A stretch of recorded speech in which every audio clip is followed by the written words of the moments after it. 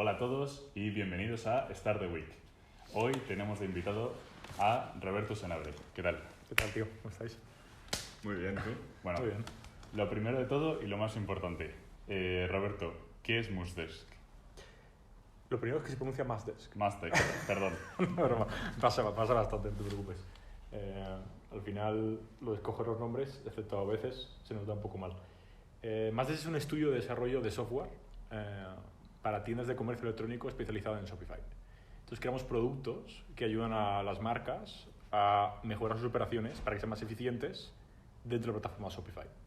Ofrecemos diferentes productos, y creo que todavía hoy estamos centrados en uno que se llama Orbe, que lo que ayudamos con Orbe es a crear diferentes experiencias de usuario dependiendo de la localización y geolocalizar a cada uno de sus clientes para que vean la experiencia de compra adecuada. Es decir, por ponerlo para más llanas. Yo tengo una marca de comercio electrónico, estoy vendiendo en España y quiero abrir el mercado alemán. Pero obviamente no quiero vender con los mismos precios, no quiero el mismo contenido, la quiero la web en alemán, seguramente. Es decir, quiero crear una experiencia localizada para que el cliente vea una experiencia distinta de compra. Bueno, pues con Orbe lo que les ayudamos es asegurar que ese cliente alemán, cuando entre a su web, va a llegar a esa experiencia de compra adecuada con su idioma, su contenido y sus precios correspondientes para Alemania o cualquier otro país. Bueno, y estoy seguro que mucha gente se lo está preguntando, ¿por qué Mazdesk? ¿Por qué el nombre? Sí. Bueno, esto es una historia graciosa. Cuando hay un documental en Netflix que explica un poco el motivo y estaba viendo con mi novia, de hecho, ese documental, y es curioso porque los hongos es el único ser vivo capaz de generar, es decir, después de la muerte, los hongos crean de nuevo la vida. Entonces, bueno, etimológicamente, mass, del inglés, ¿vale? Viene de mushrooms, hace referencia a los hongos. Entonces, pues, con esa analogía de lo impresionante que es el mundo de los hongos, en el sentido de que, bueno, pues, entre ellos a miles de kilómetros se pueden comunicar, la vida surge de ahí. Planteamos como un poco la idea de un escritorio, como os decía, es un estudio de desarrollo de software, de diferentes productos para ayudar a crecer las marcas. Entonces, Mazdesk sería como ese escritorio, ¿no? Referencia un poco a los hongos, pues diferentes productos que entre sí se interconectan para ayudar a crecer las marcas. De ahí viene el nombre, buscando un nombre relacionado con desarrollo de software. Pues qué chulo. Oye, y cuéntanos, ¿qué te impulsó a tomar esa decisión de convertir Mazdesk en una idea y pasarlo a algo real? Bueno, al final, en mi caso particular, siempre he tenido la espina de emprender desde bastante joven, bastante. De hecho, antes de esto monté otra compañía. Entonces, en este caso, pues, mi socio como yo, tanto mi socio como yo en ese momento estábamos trabajando por cuenta ajena, pero teníamos la espina todo el rato de volver a montar algo juntos. Él también había montado otras empresas, en su caso incluso había vendido, y yo había montado otra que también había vendido para salirme. Y bueno, teníamos la espina de nuevo de crear algo por nuestra cuenta y en ese momento yo estaba especializado ya, como te digo, durante ya un par de años en el ecosistema de Shopify como desarrollador frontend. Y bueno, vimos la oportunidad de negocio y fue como, pues te tiras a la piscina enseguida y a cumplir eso que tanto me apetecía, que era crear mi propio proyecto. Entonces, ¿en qué se basa vuestro modelo de negocio?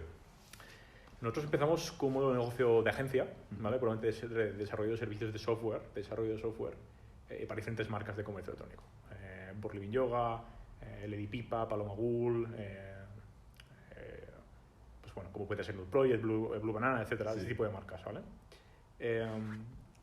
Pero con el objetivo siempre, como os decía, de en base a las oportunidades que veíamos de estas marcas que tenían problemas en Shopify, productivizarlos y crear diferentes apps dentro del ecosistema de Shopify a vender a modo de suscripción. Es decir, lo que viene a ser SaaS, mini SaaS, ¿vale? Subscription as a Service. ¿Mini SaaS? Sí, mini SaaS es un concepto relacionado con...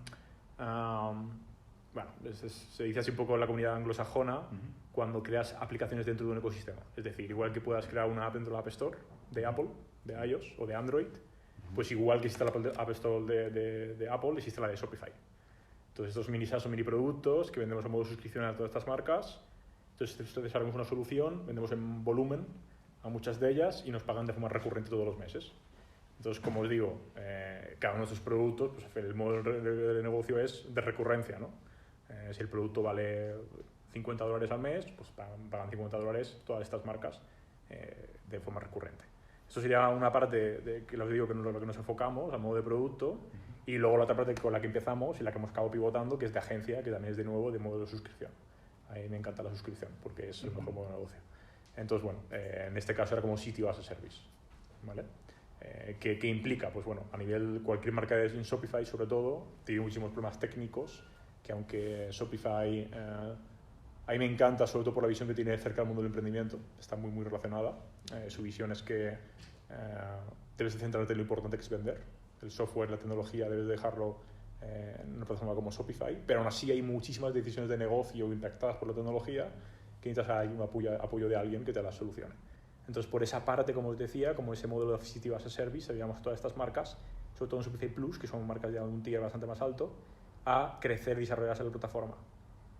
Pero con el foco principal, que es donde hemos pivotado hasta hace no mucho, en crear productos de vender en forma masiva dentro del App Store. Pues, y una vez tenías este modelo de negocio ya pensado, ¿cómo fue ese proceso de decir, vale, voy a empezar y de llevarlo a cabo? El go-to-market, ¿no? Claro. Bueno, es bastante distinto, sobre todo, por incluso en el mundo SaaS, cuando tú tienes una plataforma, el go-to-market se puede hacer de muchos approaches, pero cuando estás trabajando dentro del ecosistema de otra, como es nuestro caso dentro de Shopify, el primer momento, obviamente, en nuestro caso teníamos como la ventaja injusta, por decirlo así, de que en mi caso de particular tenía muchos contactos de marcas que ayudaban a lo largo del tiempo. Entonces, obviamente, el producto surge del problema que había que solucionar para todas ellas y que me habían repetido una y otra vez. Entonces, ellos fueron los primeros clientes y a partir de ahí un gran posicionamiento en SEO. A mí me gusta bastante el largo plazo, entonces casi todo lo que hacemos es pensado en estrategias no tanto de comida para hoy, hambre para mañana, sino canales de adquisición que nos puedan traer una recurrencia y que vayan creciendo con volumen de forma un poco orgánica. Entonces, en nuestro caso específico, el primero que nos ha funcionado ha sido venta directa, con esto, venta fría o venta de primer contacto porque ya nos conocen y tienen la confianza en nosotros, obviamente, o posicionamiento puramente orgánico, SEO, dentro de la App Store de Shopify. Nos posicionamos enseguida como una de las mejores apps y eso nos trae muchísima atracción. A raíz de ello, pues contactas con el cliente, conoces el Customer Service y captas a clientes y luego un poco todo se hace una bola, ¿no? Añadido a eso, otros canales como los partners. Trabajar con otras agencias que éramos amigos o partners más tecnológicos en los que nos pasamos unos leads a otros. Entonces ya, bueno, nada más empezar, ya tenías varios clientes más o menos asegurados y que conocías y demás, ¿no? El producto surge a raíz, como te dije, del problema. Entonces, sobre todo experiencia de montar trabajos en el pasado, tenía claro que esta vez teníamos que tener casi vendido antes que desarrollar una línea de código. Fue un poco el caso. Y entonces, echando la vista para atrás, ¿el proyecto ha salido como vosotros queríais? Sí. A ver, han pasado muchísimas cosas, pero vamos, no podía estar más contento. Estamos creciendo muchísimo, ha salido literalmente el business plan como hemos planteado a nivel de números, como hemos estimado, incluso superando esas cifras. Y obviamente con ciertos errores que siempre cometes y acabas cometiendo siempre, tonterías que dices, me estoy liando más de lo que debería, porque siempre te pasa, pero sí, ha salido, vamos, superar las expectativas sin lugar a duda. Bueno, ya me has respondido un poco a esta pregunta, pero siempre se dice que los comienzos son algo complicado. ¿En tu caso crees que fue así? Sí, por supuesto. Sí. Al final pasas de tener en ese caso concreto, ¿no? Ya, porque mi anterior proyecto yo estaba emprendiendo mientras estaba en la universidad, ¿vale? Yo aparte era desarrollador freelance, de hecho mientras estaba en Start. Y además tenía una marca de moda, ¿vale? Una marca de accesorios, accesorios de piel hecha a base de plantas. Entonces, bueno, ahí era todo muchísimo más difícil de compaginar, sacar el dinero, etcétera, ¿no? Pero en este caso, obviamente, después de un tiempo, ¿no? Como desarrollador frontend, pues tú tienes obviamente una posición con un sueldo más acomodado, etcétera, y el saltar a la piscina yo nunca lo he hecho por dinero, ha sido por puras ganas de montar algo, ¿no? Entonces el minuto uno, obviamente, durante el primer año, pues obviamente tienes que ajustar mucho más, es decir, pasas momentos difíciles en todos los aspectos y para que el revenue salga, ¿no? Los números salgan, y es difícil por supuesto, pero bueno, por suerte después de pasar esa etapa ha salido todo como hemos querido. Te acuestas tarde muchas noches, ¿no? Hombre, hostias. Difícil de dormir a veces, sí.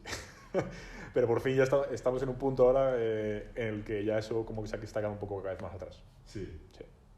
Ahora que ya lo tenéis más establecido, con incluso personal de Zaragoza, como comentabas hace un momento. Sí, justo, al final, es decir, cuando empezamos, vamos a hacer ahora 2 años de actividad, yo no hubiese dicho que hubiésemos sido tantos y todo en nómina y de buenas condiciones tan rápido, y hasta hace nada que éramos 5. Siempre ha sido, el cambio no ha sido por economics, mucho menos, ha sido un cambio porque necesitamos otro perfil y punto.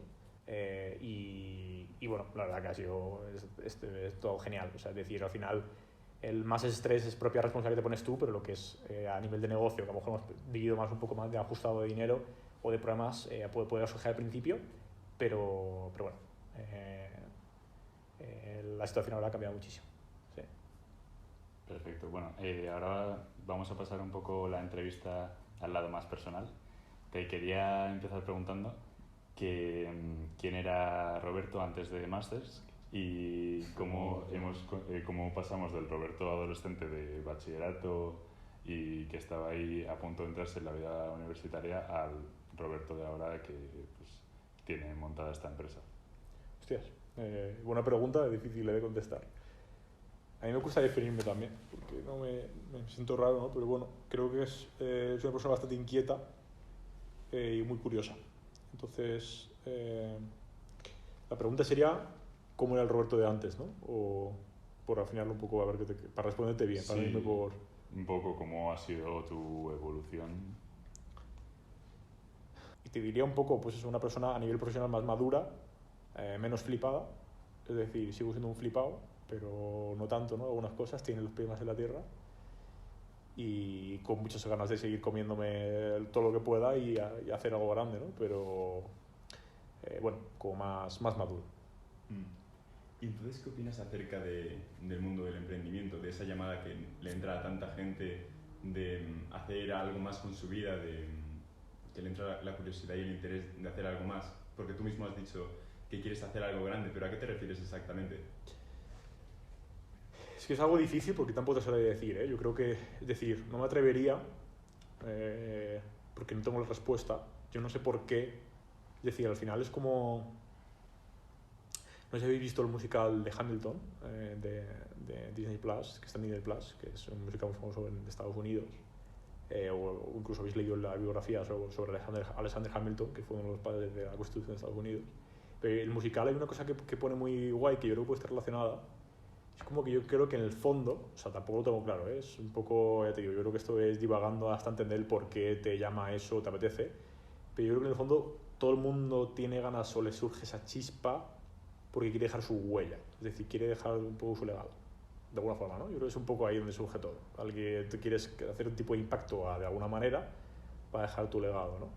Es verdad que es un poco, yo te diría que eso es la chispa de lo que hace que a mí me apetezca desde muy joven emprender, aunque es verdad que yo en mi caso también soy una persona que me gusta crear cosas, de todo, ¿no? Antes de esto yo quería hacer cine y dirigí me coproducí, dirigí un corto, entonces como que siempre me ha gustado montar cosas. Luego me he dado cuenta pues que me gustaba mucho más el mundo de la tecnología y los negocios para poder generar ese tipo de impacto, pero al final, si en resumen, pues ser el creador de algo que genere impacto en otras gentes, como quieras verlo, ¿no? Al final, yo tampoco he sido nunca de querer ser un Mark Zuckerberg en esas flipadas, por eso creo que me encanta el mundo del emprendimiento, creo que es súper interesante sobre todo lo que está pasando en los últimos años en España y que cada vez se conozca más, pero hay que verlo con cuidado para transmitir bien las ideas, y es verdad que es algo que sí que creo profundamente que no es para todo el mundo, porque es muy duro psicológicamente. Pues siguiendo en esta línea, bueno, te hemos preguntado ya un poco sobre tus logros y tu trayectoria y demás, y yo quería ver un poco la otra cara de la moneda y preguntarte también y que hicieses un poco de autocrítica sobre algún fracaso que hayas tenido o algo que creas que no te ha salido todo lo bien que te podía haber salido. Súper.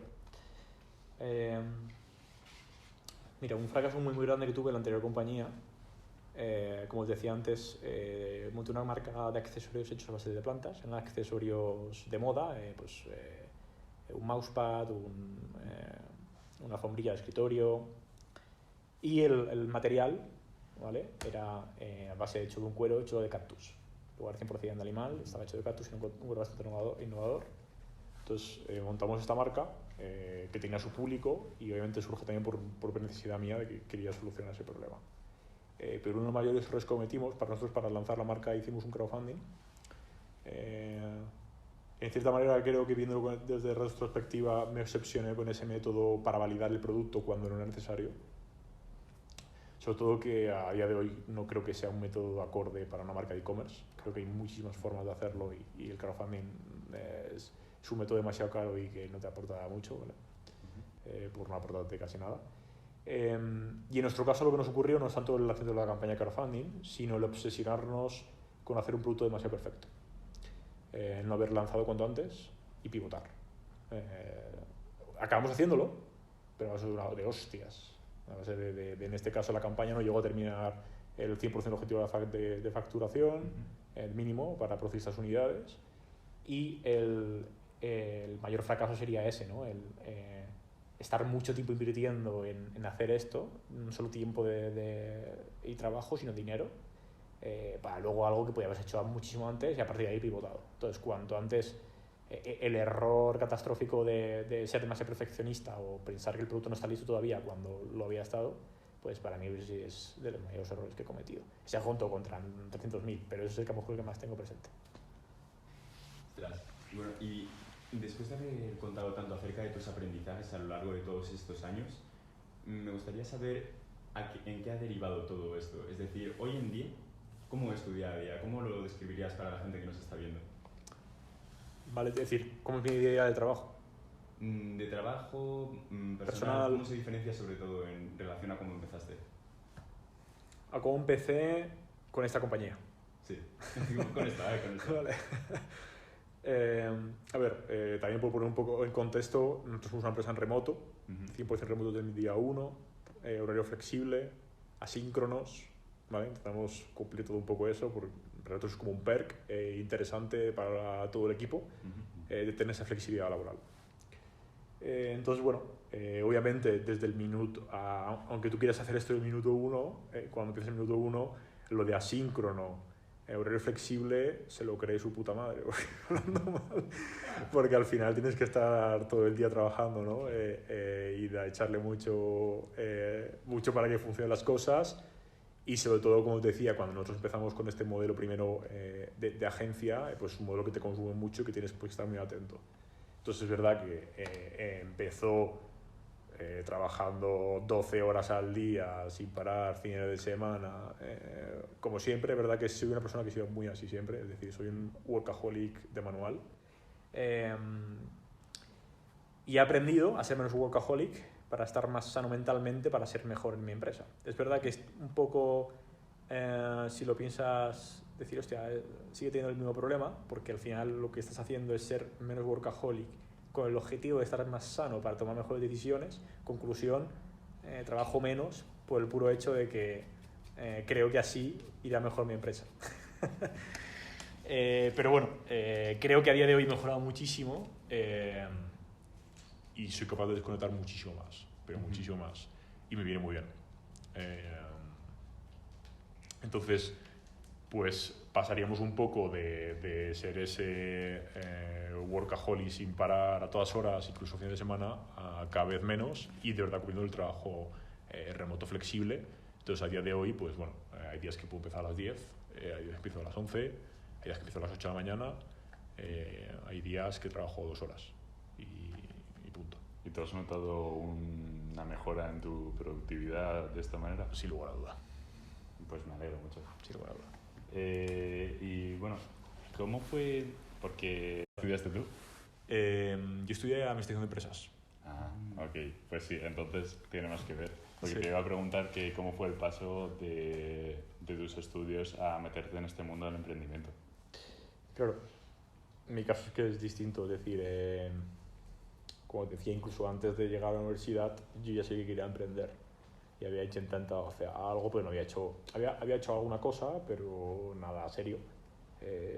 Y claro, desde el minuto uno eh, ha sido prácticamente con ese objetivo.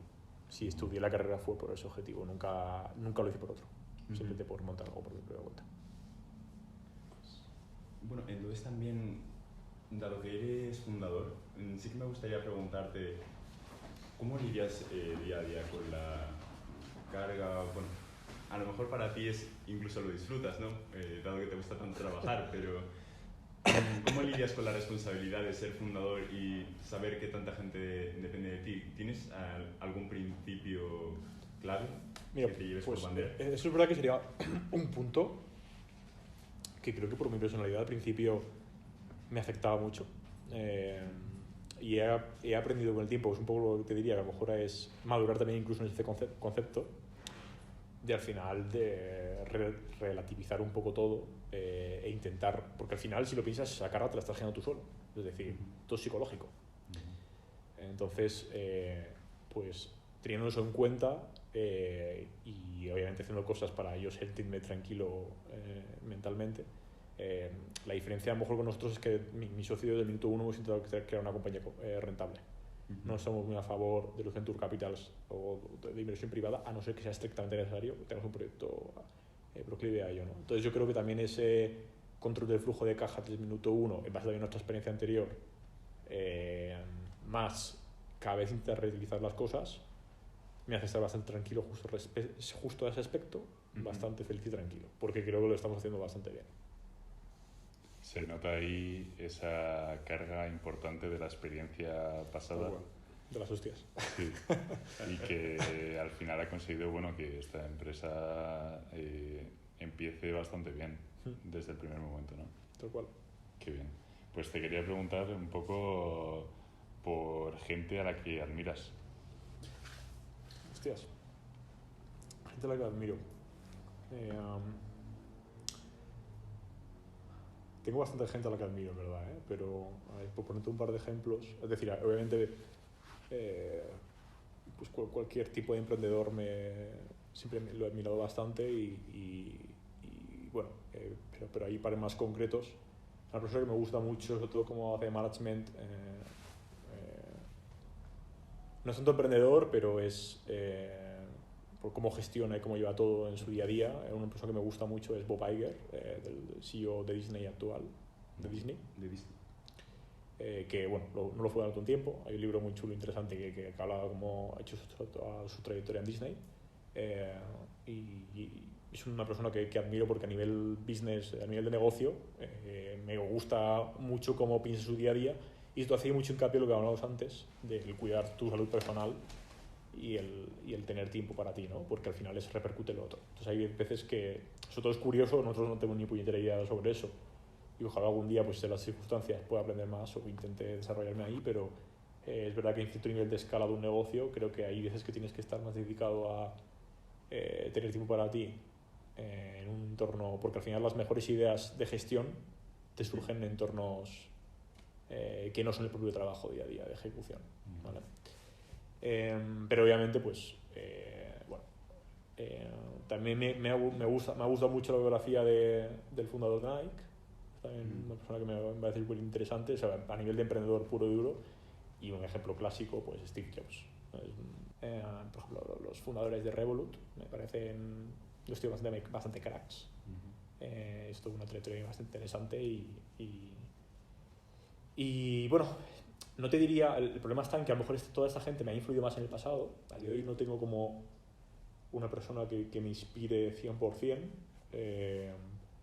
Y en mi caso, pues bueno, intento leer cosas más allá fuera del mundo de los negocios, porque a veces me ayuda a entender cosas de cómo hacer. Tengo una etapa como la que me he obsesionado mucho con leer más o aprender sobre el negocio. Ahora estoy con un punto en el que no tengo un referente que os diga a día de hoy me inspira mucho, pero sí que me gusta leer incluso novelas que no tengan nada que ver, de ficción pura, pero porque a veces, no sé, me ayuda a aprender ciertas cosas que al final como que te das cuenta un poco que es todo un poco filosofal, ¿vale? Pero bueno, todo está relacionado. Bueno, y de hecho, ahora que puedes mirar en retrospectiva, ¿crees que si en aquel entonces, cuando empezaste Masdec, hubieras tenido una vida más equilibrada, digamos, en cuanto a trabajar y otros aspectos de tu vida, ¿crees que hubieras llegado a este punto con tanta rapidez o... Bueno, facilidad no realmente, porque no ha sido fácil, tú mismo lo has dicho, pero rapidez, sí. Muy buena pregunta, en verdad. Ahora que lo has dicho, uno de los errores que cometí también ahí, ese paso de dejar mi anterior trabajo a montar la compañía, es no haberme tomado más días de descanso. Al final, desde que he hecho una cosa u otra, ha sido, es decir, vacaciones no existen mucho en mi trayectoria, ¿no? Entonces, al final, eso es verdad que te va haciendo mella. Pero repite la pregunta que me he ido, creo, medio de madre. ¿Qué me has preguntado exactamente? O sea, que si en retrospectiva, ¿sí? ahora que puedes ver... A ver, es verdad, si cambiando algo crees que hubiésemos llegado... Creo que hubiésemos llegado al mismo punto. Es decir, es verdad, es buena pregunta porque es verdad que dices... O incluso estaríamos más, si hubiese tenido más tiempo y algunas decisiones que me he equivocado las podía haber visto con más visión. Podría ser, pero a la vez el hacerlo así es lo que me ha permitido llegar aquí. Entonces, si me tuviese una respuesta directa, te diría que no cambiaría nada y como he llegado hasta aquí haciendo así, pues ha sido el camino correcto. Porque prefiero no hacer suposiciones sin tenerlo claro, pero lo que creo que sí que estoy convencido es que si hubiese tomado más tiempo y más equilibrio en mi vida personal, deporte, salud, etcétera, pues seguramente hubiese llegado al mismo punto. Eso segurísimo. Y a lo mejor tal vez incluso más. Dudo que menos. Pero es verdad que en esa situación es que a veces es muy difícil. Es decir, es que el punto es que tú eres el culpable de eso y el peor enemigo eres tú mismo. Entonces, bueno, es difícil. No sé si te he respondido. Sí. Muy buena respuesta. Pues te quería yo preguntar, de cara al futuro, si tienes algo planeado, o hacia dónde vas a querer enfocar Mastdesk. Sí, como te decía, nuestro objetivo del minuto 1 siempre ha sido crear un estudio de desarrollo de software, diferentes productos. Entonces hoy estamos enfocados con Orbe, que hemos conseguido que tenga atracción y está funcionando muy muy bien, y a partir de ahí queremos hacerlo crecer lo máximo posible. Y nuestra visión a largo plazista de Mastdesk es que sea como un cierto holding de compañías de software. Si imagino aquí a 10 años vista, pues ojalá, ¿no? Pero puedo llegar a plantearme, estas son ideas y de la visión de lo que queremos construir, veremos luego cómo el mercado y cómo todo te lo lleva, ¿no? Pero que Orbe tenga su propio equipo, nuestro siguiente producto tenga otro equipo y nosotros estemos en diferentes aspectos a la vez, ¿no? Al final, cada producto sería como una compañía, y bueno, todas enfocadas obviamente en lo que sabemos, que es en el mundo del comercio electrónico, a mejorar las operaciones y ayudar a generar más revenue para los merchants. Bueno, y ya una última pregunta, porque por tiempo, por desgracia, no podemos muchas más. Sí que has estado hablando mucho acerca de la mentalidad, de cómo ha ido cambiando, bueno, sobre todo a la hora de el equilibrio en tu vida y demás, pero ahora, sobre todo, para ayudar a los estudiantes que nos están viendo, si tuvieras que decir un libro, un podcast, un vídeo, una canción que les recomendaras para tener esa mentalidad de emprendimiento, ¿cuál sería? Es difícil, ¿eh? Es difícil porque... Es decir, un libro que les recomendaría o para... Un libro, una película que te haya marcado, que piensas que es importante, que podría afectar a bastante gente.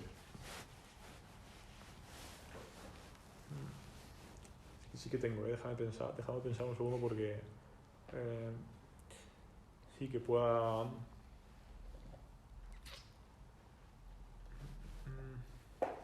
Esa es pregunta... Un segundo porque no...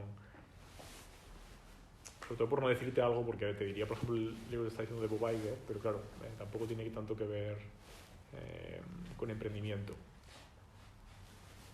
Mira, no, sí, os voy a decir que ya, algo que tengo claro para sobre todo aprender constantemente. Porque es que un libro puede dar conceptos sobre algo, pero el problema que tienen muchas veces los libros es que no creo que las clases solo con un libro. Hay que ver con muchas perspectivas, porque el punto está en que quiero que entenderlo como de forma mucho más global. Al final, te quedas solo con una idea, estás viendo un poco la visión de una parte, ¿no?